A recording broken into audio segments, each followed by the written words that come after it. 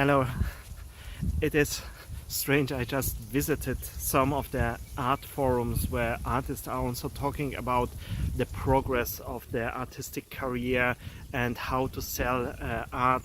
And perhaps it is time to reveal something that helped actually me a lot, and perhaps it will help you to stop worrying so much who will buy my art, how do I get the prospect to say yes, and so on, because this kind of worrying is sabotaging not only your artistic career, because you are spending a lot of time in that zone of worrying about your future, but it is also a sabotage of actually the process of selling your art, because when you are going into the process of convincing a client and there are worries on your mind, you are not behaving in a natural way. Most likely you are not very authentic, and this is something that the client is sensing, and then he's not understanding what is going on, but he knows there's actually something going on, and in this way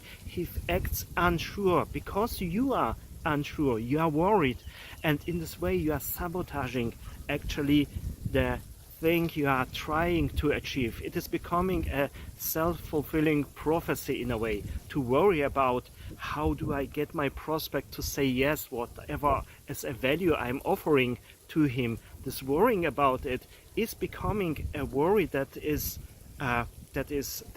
has a place, because now this worrying is becoming actually the piece that is sabotaging your progress. And one of the things that I have learned, one of the experience that impacted me the most, was when I was helping at one of the booths on I think it was Art Basel. I was back then very young, and a gallerist gave me the chance to stay a little longer on the booth and to watch how this process of selling art is going actually on. And it was such a helpful experience, because from there I learned that there are actually so many myths that the artists are believing, and you just have to bust this myth to get to all these opportunities that are just waiting for you out there in the art market. And what I have learned, to make it really easy, is actually no matter what you are trying to do in the artistic world, no matter what you are offering out there as a value, as an artist and so on, there's an audience out there, but only a small fraction of this audience is really interested in what you have to offer. Most likely there are 40% that are not interested at all. They are just walking and enjoying this the Art Basel, and they are just having a great time, and they are perhaps informing themselves. The other 40%, this is not a precise measurement. Every market is different, but just to make it easy, I will stay with this 40 and 40. This other 40% is perhaps thinking about perhaps one day to buy some art, and they are just informing themselves. They are talking to the gallerist if they can, they are talking to the different artists, but they are not so really into it. There's a lot of work to convince them. So the last 20% that is left behind, this 20% are actually there to buy art. And when they have spotted something that they want, they are actually getting into the process of buying of this piece of art. And all the gallerist or the artists have then to do is to just accompany them, to build certain things that have to be reassured to the buyer. And then it is a process coming not actually from the gallerist or the artist, it is a process starting in the client, and you are just accompanying him. You are making it easy that in the end he's making the decision that he already made as he was first time getting into the contact with the artist or with the art piece that he actually loved. And seeing it from perspective like this, it is making so much easier not to worry about you clients and will he or she say yes, because all you have to care about is this 20%. Of course, you can do a lot of preparation, so you are going actually in markets, or you are going in situations where this 20% is present, where you only perhaps have this, you have only this 20%, where people actually already magnetically are drawn to the values you have to offer in your art or in your skills or abilities that you want to exchange for money. And this you can do, but actually, when you are thinking about it, if you forget the first 40% of people that are not interested, the next 40% that are perhaps interested, but there are a lot of work to convince them, and they are just focusing on this 20%, and with this 20% you are doing a good job to be magnetic to them, to accompany them. It is really an easy process, because in this situation you are actually getting in front of prospects who are actually asking you to become your clients or to become the buyer of your art, and this is turning the situation around. And once you have made the decision that you are not only concentrating on this 20% who has to be only accompanied to buy your art, to buy your abilities, skills, creativity, then, and you are forgetting the other 80%, then you can concentrate actually on what you are good at. Because this kind of clients that understands your art, that understands your value, he's also more willing to get into a conversation with you, into a deal with you, to get as much as possible value out of you. And then you are more of a giver and not someone that is running behind the people and offering something and pleading and whatever you are thinking about artists that is selling out. So by changing your mindset to this 20%, to get in front of the prospect where you are actually the person who is asked to, can I become your client, can I buy your art, is really something that can be of enormous value for the prosperity of your art. All you have to think is who is easy and what is the best part to build a relation with those people. With this 20%, forget convincing the 40%. This you can do later on, perhaps when you are very good at art selling or selling your abilities and skills. These are not so much of interest. Concentrate on this 20% and find out who is this group of people, this 20%, and how do I develop a most easy path where I can accompany them so they are actually convinced of the values I have to offer. And in such a situation, it is also much more, without all this convincing, without all the pleading and without all the worrying, it is much more easier also after you have sold perhaps to them for the first time, offer even more. So you are giving, perhaps you are starting this relationship with this client with a small deal. You are selling a small art piece, or you are doing a small consultation that is giving the client even more trust and is convincing this client even more that you are the right person. And then you are following up without any struggle, because this person already knew before you are the right one, and after this this client is even more convinced that you are the right one, because now he had experienced this.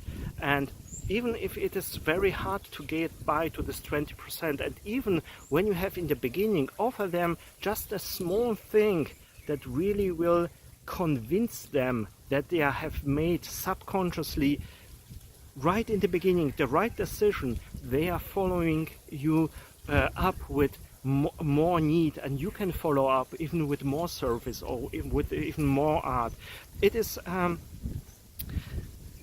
point that you have to find who will really understand the value that you are offering, and just concentrate on this people, because through your work, through your special gifts, through your abilities, you are increasing the value for the other person, for this client.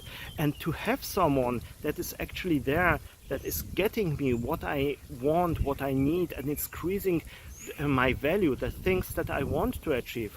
Let's say this person is having a wonderful home, and through your art the value of this home will be increased. And just imagine, all this person needs is someone with an artist that he's in relationship, that understands the value, the needs, and is working to increase the values that the client is wanting.